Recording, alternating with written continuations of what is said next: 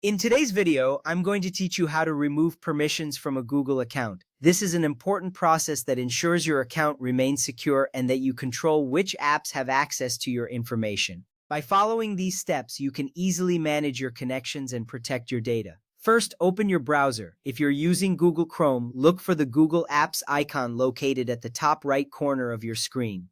This icon looks like a grid of dots.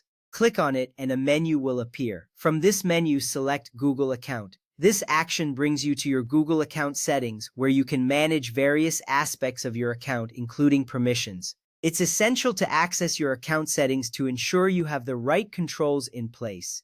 Next, scroll down until you find the section titled Your Connections to Third-Party Apps and Services, or something similar. This section is crucial because it lists all the apps and services that have access to your Google account. Being aware of these connections helps you maintain control over your personal information and protect your privacy. As you scroll, take note of the various applications listed here, as they may include some you no longer use or trust.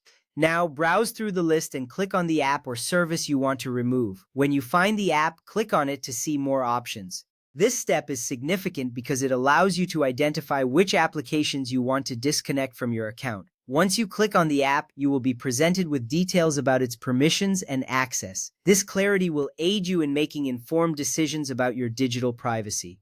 After identifying the app, click on Delete all connections you have with TAPE or Remove Access. This button is usually prominently displayed, making it easy to find. By clicking this, you are initiating the removal of that app's access to your Google account. This action is essential for enhancing your security, ensuring that apps you no longer use do not retain access to your sensitive information. Finally, confirm your choice by clicking Confirm. This step is critical as it finalizes the removal process. When you click Confirm, the app will no longer have any access to your Google account. You may see a confirmation message that reassures you of the successful removal. This confirmation is a good moment to review your connections again to ensure that everything is as you wanted.